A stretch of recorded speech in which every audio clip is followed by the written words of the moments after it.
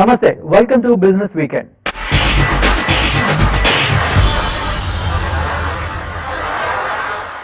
అద్దెకి ఇవ్వబడును ఈ బోర్డు కనబడగానే చాలా మంది ఇంటి గురించి అనుకుంటారు. ఇంకొంచెం డెప్త్ గా ఆలోచిస్తే టెంట్ సామాను, కాస్ట్యూమ్స్ ఎవరి మైండ్లోనైనా ఇదే రన్ అవుతుంది. కానీ వాళ్ళు మాత్రం వస్తువు ఏదైనా రెంట్ గ్యారంటీ అంటున్నారు. అదేంటి అనుకుంటున్నారా? అదే మరి వారి బిజినెస్ మాత్రం. ఆ ట్రిక్ ఏంటో, దాని వెనుక కథ ఏంటో చూడండి.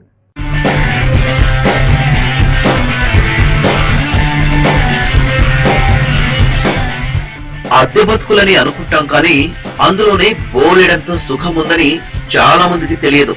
వేలు లక్షలు పోసి కొనలేని వారికి రెంట్కు అనుకున్నవన్నీ దొరికితే ఆనందమే కదా. ఇళ్ల దగ్గర నుంచి పెద్ద పెద్ద వస్తువులు అంటే కార్లు, బైకులు, కాస్ట్యూమ్స్ ఇలాంటివన్నీ అద్దెకు లభిస్తున్నాయి.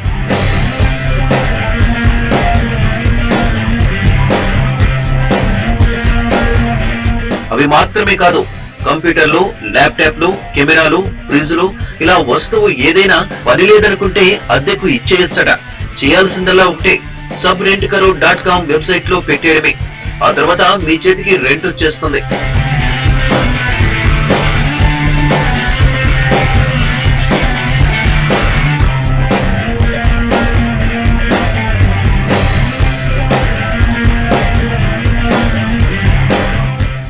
ఐడియాలు ఎన్నైనా వస్తాయి, కానీ వాటిని అమలు చేయడమే కష్టం. ఆ కష్టమే ఇప్పుడు కాసులు కురిపిస్తోంది. ఈయనే subrentkaru.com వెబ్సైట్ సృష్టికర్త, మార్కెట్ ప్లేస్ ఐటీ సొల్యూషన్స్ ఎండి రాజ్ శివరాజ్.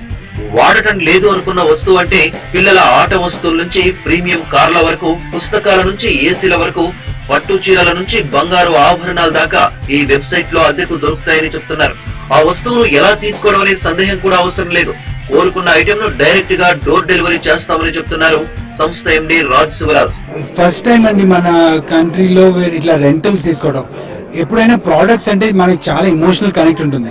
అందుకు వాళ్ళకి ఈజీగా ఉండడానికని ఏం చేసామంటే, వాళ్ళు ఇంట్లోనే కూర్చొని వాళ్ళు రెంట్కి పెట్టుకోవచ్చు, రెంట్కి తీసుకోవచ్చు. ఆ ఎవరైతే రెంట్కి పెడతారో మేమే వాళ్ళ ఇంటికి వెళ్ళి కలెక్ట్ చేసి ప్యాక్ చేసి సరిగ్గా కేర్ఫుల్ గా ప్యాక్ చేసి దాన్ని తీసుకెళ్లి రెంటర్కి ఇచ్చి at the end of rental cycle మళ్ళీ తీసుకొని వాపస్ ఇచ్చేటట్టు వాళ్ళకి ఏమీ బాధ లేకుండా చాలా ఈజీగా అయిపోయేటట్టు చేస్తున్నాం. ప్రస్తుతం ఈ వెబ్సైట్ లో 8,000 పైచిలకు వస్తువులు అద్దెకు రెడీగా ఉన్నాయట. వచ్చే రెంటల్ అమౌంట్ లో కేవలం 5% కమిషన్ మాత్రమే తాము తీసుకుంటున్నామని కంపెనీ నిర్వాహకులు చెప్తున్నారు. దేశవ్యాప్తంగా 10 ప్రధాన నగరాల్లో తమ సేవలు అందుబాటులో ఉంటాయని, వచ్చే ఏప్రిల్ నాటికి 2 టైర్ సిటీస్ కు విస్తరించేందుకు ప్లాన్ చేస్తున్నామని సంస్థ ఎండి రాజ్ తెలిపారు.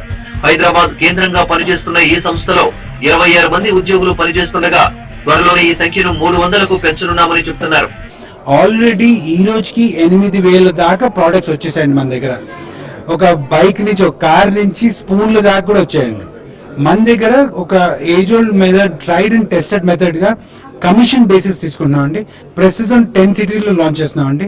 మన focus will be in Hyderabad. మన స్టాఫ్ లుకింగ్, మన గ్రోత్ ఇప్పుడు ఆబ్వియస్లీ ఇవన్నీ కొత్తగా స్టార్ట్ చేస్తున్నాం. మా అంచనా ప్రకారం ఇంకో సంవత్సరం 2 సంవత్సరాల లోపల 3,000 5,000 దాకా వెళ్ళే ఛాన్స్ ఉందండి. ప్రస్తుతం వేరే 26 మంది అండి. అండ్ ఈ ఇయర్ లోనే ఆల్మోస్ట్ 100 మంది దాకా తీసుకునే ప్లాన్స్ ఉన్నాయి. అంతా ఓకే, కానీ రెంట్కిచ్చిన వస్తువుల భద్రత మాటేంటి? అద్దెకిచ్చే వారెవరికైనా ఈ అనుమానం వస్తుంది. ఆ డౌటే అక్కర్లేదని సంస్థ చెప్తోంది. పాలసీ బజార్ తో ఒప్పందం కుదుర్చుకుని వస్తువుకు ఎలాంటి డ్యామేజ్ కలిగినా ఇన్సూరెన్స్ అందించేందుకు సిద్ధంగా ఉంది. ఈ ఆలోచనకు గృహిణులు, విద్యార్థుల నుంచి విశేష స్పందన వస్తోందట. ప్రస్తుతం ఆటోమొబైల్స్, ఎలక్ట్రానిక్స్ గూడ్స్ కు రెంటల్ డిమాండ్ ఎక్కువగా ఉందని అంటున్నారు కంపెనీ నిర్వాహకులు. బాగుంది కదూ ఈ ఐడియా, ఎంచక్కా 2 చేతులా సంపాదించుకోవచ్చు.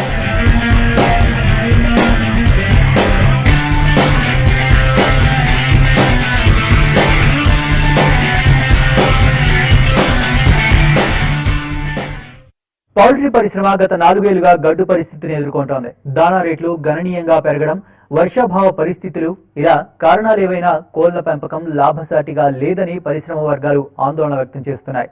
పౌల్ట్రీ రంగం ప్రస్తుతం ఉన్న పరిస్థితి నుంచి తేరుకోవాలంటే కేంద్ర ప్రభుత్వ జోక్యం అవసరమంటున్నాయి పరిశ్రమ వర్గాలు.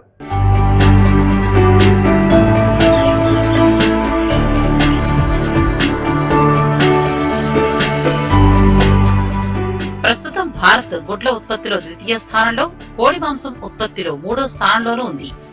దేశవ్యాప్తంగా ప్రతిరోజు 24 కోట్ల కోళ్లు, 20 కోట్ల గుడ్లు అనునిత్యం ఉత్పత్తి చేస్తూ సుమారు 90,000 కోట్ల రూపాయల జాతీయ ఆదాయాన్ని అందిస్తోంది. ఈ ఏడాది దాణా ధరలు పెరిగిపోవడంతో చికెన్, గుడ్లపై వచ్చే మార్జిన్లు బాగా తగ్గిపోయాయని, ఫలితంగా పౌల్ట్రీ రంగం ఇబ్బందులు ఎదుర్కొంటోందని గోద్రేజ్ అగ్రోటెక్ చైర్మన్ నదీర్ గోద్రేజ్ అంటున్నారు. Because of the bad monsoon, the soybean crop has been bad and the corn crop has been bad, and maize or corn and soybeans are our major raw materials, and yet because of overproduction the poultry prices are low, so the industry is facing some challenges. But the winter is always a good time for the poultry industry, and we think by December, January the industry will be on a better footing, and with good rainfall next year the industry could continue its rapid growth, we hope. We do hope that the government, because of the crisis this year, will permit the imports of soybean and maize and lower the import duty, which would immediately bring relief to the industry. ప్రపంచవ్యాప్తంగా ఒక వ్యక్తి ఏటా సగటున 11 కేజీల కోడి మాంసాన్ని వినియోగిస్తున్నారని, అదే మన దేశంలో 4 కేజీలుగా మాత్రమే ఉందని పరిశ్రమ వర్గాలు అంటున్నాయి.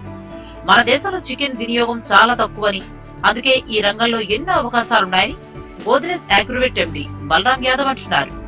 దేశ పౌల్ట్రీ రంగంలో వార్షికంగా 11 నుంచి 14% వరకు వృద్ధి నెలకొంటోందని, పప్పుల ధరలతో పోలిస్తే రేటు తక్కువగా ఉన్నప్పటికీ చికెన్, గుడ్ల వినియోగం ఆశించిన స్థాయిలో పెరగటం లేదని బలరాం యాదవ్ అన్నారు. Poultry is growing rapidly in India. You have seen that last 5 years eggs have grown at 6% CAGR, and broiler has grown at 10% CAGR. I am talking about volumes. But it is a cyclical industry, so you have patches of undersupply and oversupply which hamper the profitability of this industry. Demand of chicken in urban areas is sustaining, but because of rural distress, because of drought, the demand of chicken in rural areas has dropped significantly. According to our estimates, there is a 25 to 30% drop in the demand for chicken in rural areas. That is generating surplus. I don't understand this dichotomy that we are not allowing the GM raw materials like soya bean and corn to be imported, but we are allowing chicken to be imported which is fed on GM corn and GM soya. So I think these things need to be sorted out in the guidelines which we make. ప్రస్తుత సంక్షోభాన్ని దృష్టిలో ఉంచుకుని కోళ్ల రైతులను ఆదుకునేందుకు కేంద్ర ప్రభుత్వం కూడా ముందుకు రావాలని పౌల్ట్రీ పరిశ్రమ కోరుతోంది. సోయా, మొక్కజొన్న దిగుమతి సుంకాన్ని రద్దు చేయాలని, విదేశాల నుంచి చికెన్ లెగ్ పీసుల దిగుమతులు అనుమతిస్తే భారత్లోని 50 లక్షల మందికి పైగా పౌల్ట్రీ రైతులు, ఈ పరిశ్రమపై ఆధారపడిన లక్షలాది మంది తీవ్రంగా నష్టపోతారని Godrej Agrovet executive vice president Mangesh తెలిపారు. ఎలాంటి సుంకాలు లేకుండా చికెన్ లెగ్స్ ని దిగుమతి చేసుకోవడం అంటే దేశీయ పౌల్ట్రీ రంగాన్ని చావుదెబ్బ తీయడమేనని ఆయన తెలిపారు. Import of chicken leg is going to impact the farmer most, and entire industry associated with. There is a farmer who is producing soya and maize for the poultry industry, or even the farmer who is into poultry farming.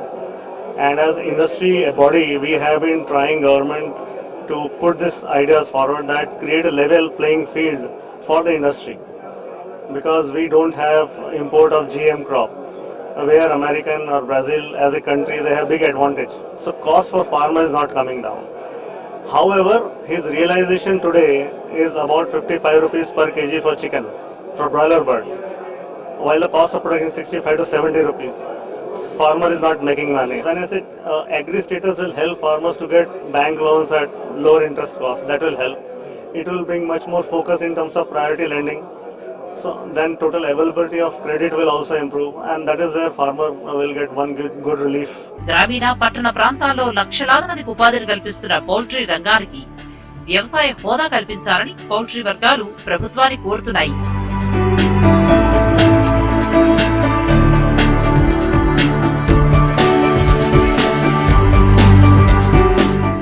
Confectionery ఉత్పత్తుల రంగంలోని DS group మార్కెట్లోకి hard boiled candy విభాగంలో pass pulse పేరుతో కొత్త ఉత్పత్తిని విడుదల చేసింది. దేశంలో కన్ఫెక్షనరీ మార్కెట్ పరిమాణం 14,925 కోట్ల రూపాయలని, ఇందులో హార్డ్ బాయిల్డ్ క్యాండీ మార్కెట్ పరిమాణం 1,800 కోట్ల రూపాయలని DS group vice president Shashank Surana తెలిపారు. కేవలం పల్స్ క్యాండీలు తయారు చేసేందుకే తాము ఇప్పటికీ 5 యూనిట్లతో కాంట్రాక్టులు కుదుర్చుకున్నామని, త్వరలో నోయిడాలోని మరో 2 ప్లాంట్లలో కూడా ఉత్పత్తిని ప్రారంభించాలనుకుంటున్నట్టు శశాంక్ సురానా తెలియజేశారు. Pas Pulse, which is a hard-boiled candy.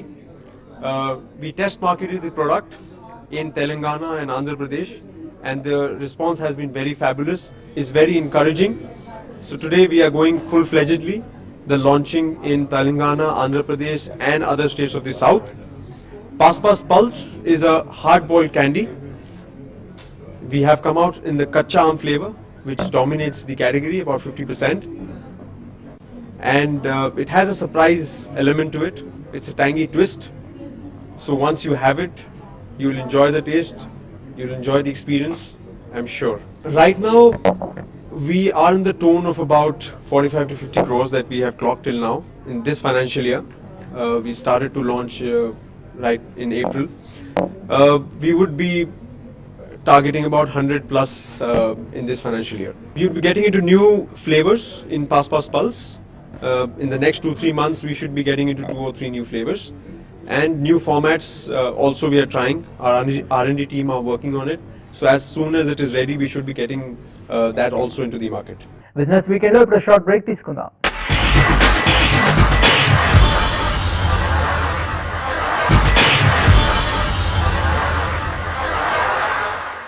Welcome back to business weekend.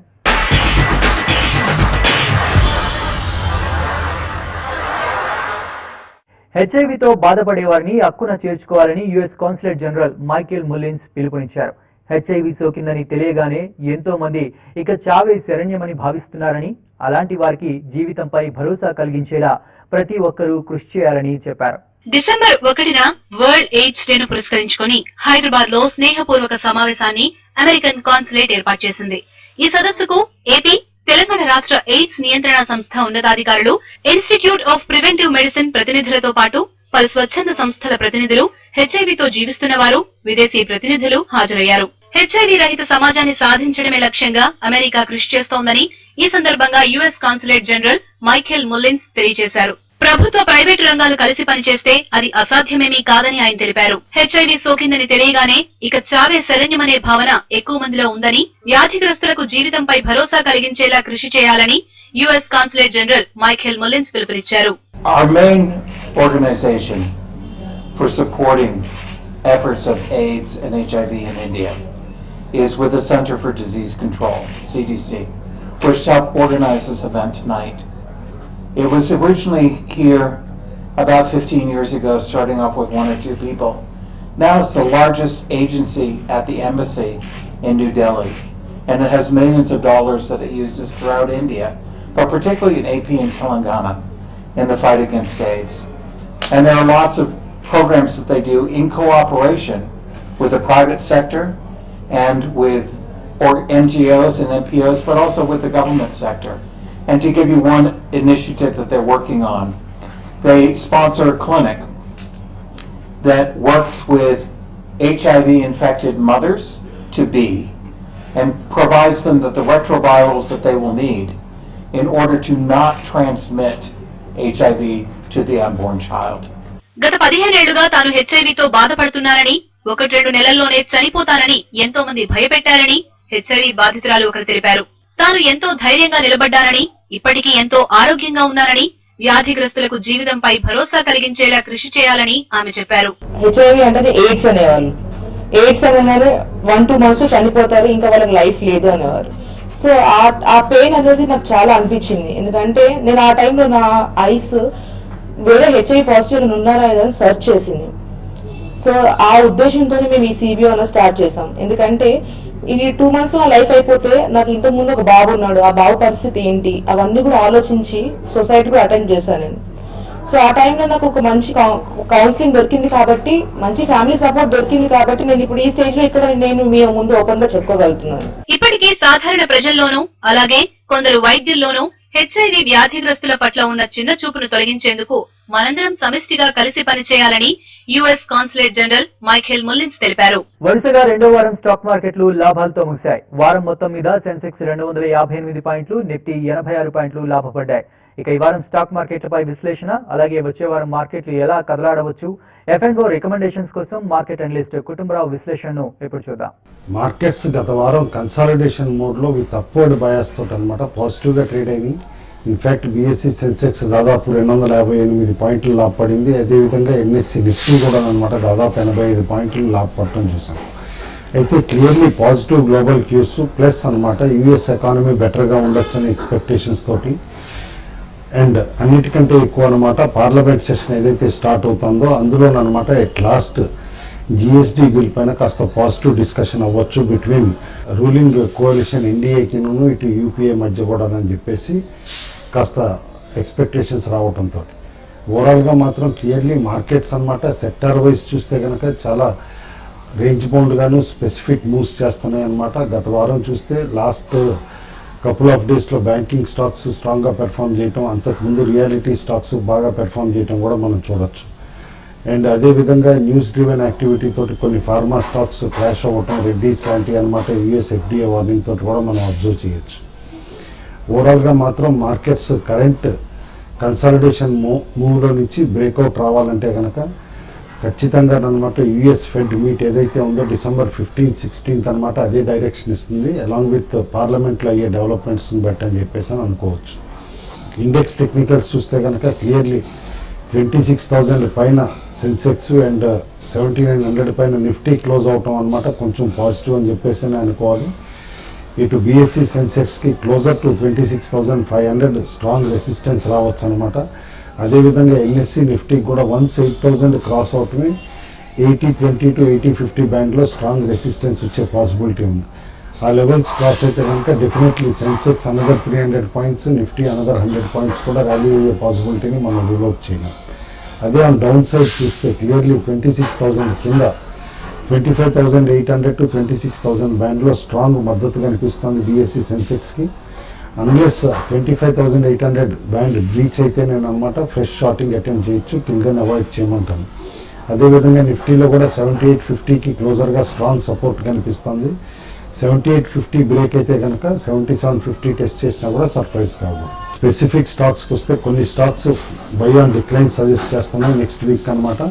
ఆ కోవలో ఉన్న stocks SKS micro finance, Andhra bank, oriental bank of commerce, Biocon, Titan industries, SAIL, Hindalco, Kotak bank, India cement. అదే కొన్ని స్టాక్స్ వీక్గా కనిపిస్తున్నాయి. ఆ స్టాక్స్ని ర్యాలీస్లో సెల్లింగ్ అటెంప్ట్ చేయొచ్చు అనమాట. ఆ stocks Lupin, TCS, idea cellular, United phosphorus, Ajanta pharma, Bata India, NCC, just dial, Reliance power, doctor Reddy. Specific stocks వస్తే 3 stocks recommend చేస్తున్నాం. అందులో ఫస్ట్ స్టాక్ అనమాట క్యాప్రిహాన్స్ లిమిటెడ్.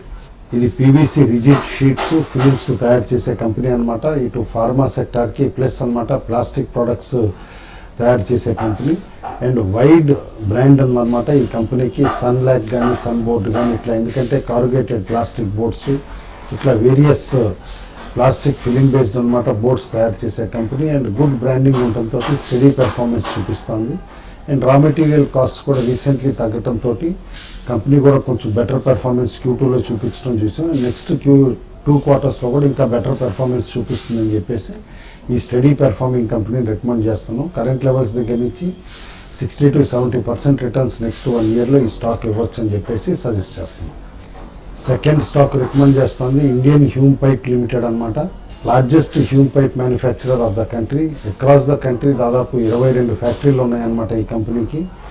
టర్న్కీ ప్రాజెక్ట్స్ తోటి అనమాట ఇటు సివరేజ్, వాటర్ సప్లై కానీ ఇలాంటి కాంట్రాక్ట్స్ అన్నీ కూడా ఈ కంపెనీ ఎగ్జిక్యూట్ చేస్తుంది. ప్లస్ కాంక్రీట్ స్లీపర్స్ అనే కాకుండా ప్రీస్టెస్ట్ సిలిండర్ అండ్ నాన్ సిలిండర్ పైప్స్లో ఈ కంపెనీకి దాదాపు మార్కెట్ లీడర్షిప్ ఉందన్నమాట. Bar wrapped steel cylinder pipes కూడా ఈ కంపెనీ చేస్తుంది అనమాట. ఓవరాల్గా స్ట్రాంగ్ బ్రాండే కాకుండా all India pan India presence ఉంది. ప్లస్ అనమాట కాస్త చిన్న బిజినెసెస్ కూడా ఈ కంపెనీకి ఉన్నాయి, లైక్ ఎయిర్ గన్స్ కానీ ఇలాంటివి తయారు చేసేది. బట్ ఓవరాల్గా ఈ కంపెనీ పైప్ బిజినెస్ అనమాట ఇప్పుడు sewerage and water supply works all over India jump అవుతున్నాయి కాబట్టి ఈ కంపెనీ కూడా స్ట్రాంగ్గా పెర్ఫామ్ చేస్తుంది నెక్స్ట్ ఫ్యూ క్వార్టర్స్లో అని రికమెండ్ చేస్తుంది. థర్డ్ స్టాక్ రికమెండ్ చేస్తుంది లోకల్ స్టాక్ అనమాట వింటా labs limited. One of the largest contract research plus అనమాట టెస్టింగ్ సర్వీసెస్ ప్రొవైడ్ చేసే company.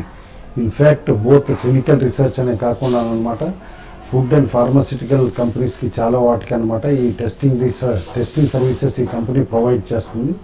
Plus varied activities like environmental impact assessment కానీ ఇట్లా అదర్ అనమాట సైట్ వైబిలిటీ టెస్ట్లు ఇలాంటి అన్నింటిలో కూడా అనమాట ఈ కంపెనీని అనమాట డైవర్సిఫై అయ్యి సర్వీసెస్ ప్రొవైడ్ చేస్తుంది.